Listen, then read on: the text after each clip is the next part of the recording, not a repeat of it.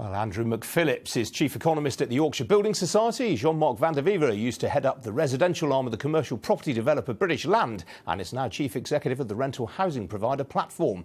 And Stewart Baseley, the executive chairman of the Home Builders Federation, is in our central London studio. Well, Andrew, let me start with you. I mean, apart from London, is there genuinely a housing shortage around the country? I mean, after all, household formation over the last few years has fallen well short of government predictions, about 1.2 million, in fact. Yeah, I mean, there is a housing crisis across the country. It's different in different parts of the country. I think if we look at affordability, we can see that that's getting stretched right across the country. And it's about delivering quality homes where people want to live that are affordable, whether that's to purchase or indeed to rent.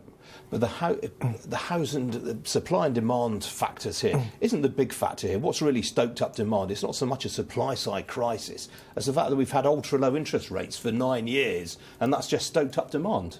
Yeah, there has been an effect from the interest rate policy, and policies such as Help to Buy has certainly increased on the demand side. But I think it's fair to say we haven't seen as big a response from the supply side as one would have hoped, given that increase in demand. So what have you made of today? You quite impressed, or...?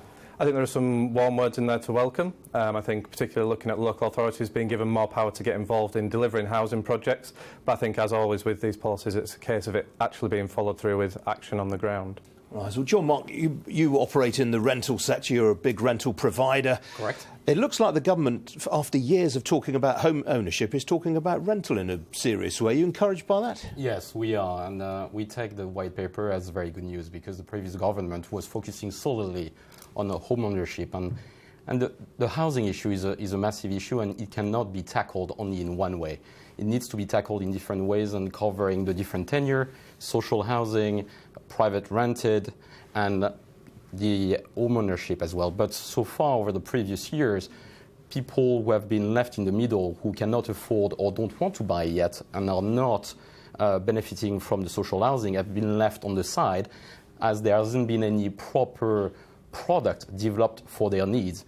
Because out of the total market, basically 98% of the houses for rent are managed by individual landlords, not professional landlords. And there is the need for product, and the government does understand that, and they are providing support for new companies like ours to be able to develop those products. OK, well, Stewart Baseley in Westminster, we've heard loads of government attempts to remedy the housing market and pep up building over the years. Is there anything genuinely new in this white paper as far as you're concerned?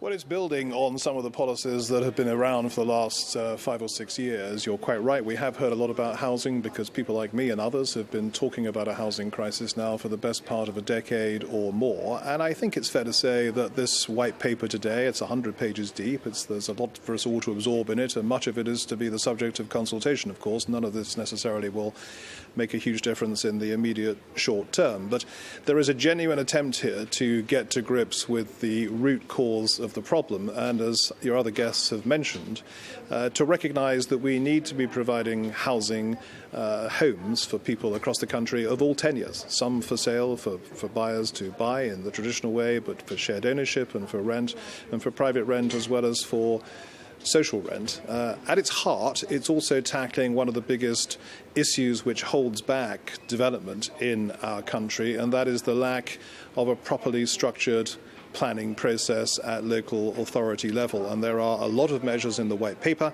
which are aimed at addressing that.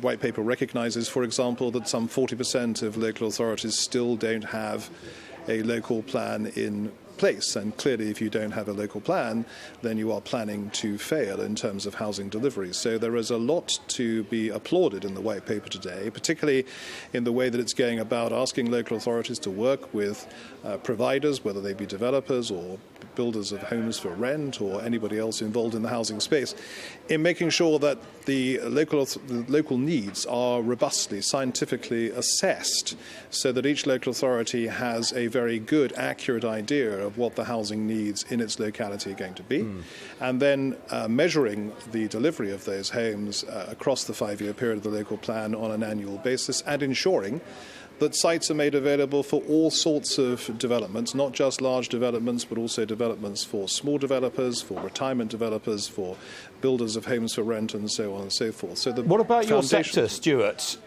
I mean, one of the big things that's come out of this today is that something like 60% of private housing is built by just 10 firms. Now, the government is attempting to get more SMEs involved in house building. Are they going to succeed?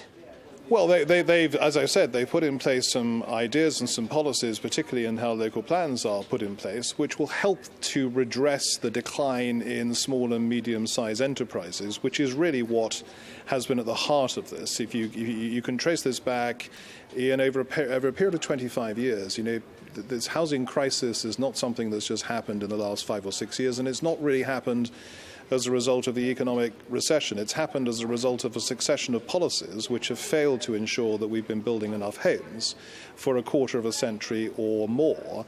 And one of the effects of those policies has been a dramatic decline in the number of small and medium-sized builders, which we define as builders producing 100 homes a year or less. There were 12,500 of those 25 years ago. Today there are just 2,500 of those, and we have seen dramatic growth in housing output over the last 3 or 4 years, which is often overlooked when people talk about what's actually happening in the housing market.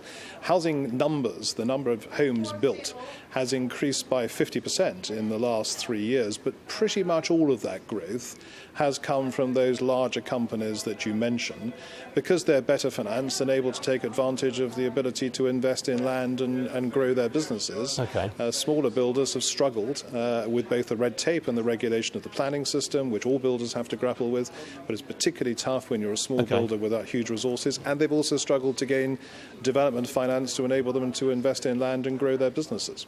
Jean-Marc, you were nodding at some of Stewart's comments about local authorities. How receptive are local councils? I mean, clearly the government tried a few years ago to get them to think more about planning needs. They obviously haven't done so. So planning, I think they've done some work, but I think they are not going fast enough. It's not moving fast enough. And I think in the white paper, what is being provided is additional resources to make sure that local authorities have the capacity and the capabilities to make sure that the planning consents are being provided faster and sooner. Because in order to build more, if we can build faster as well, that will help to solve the housing crisis.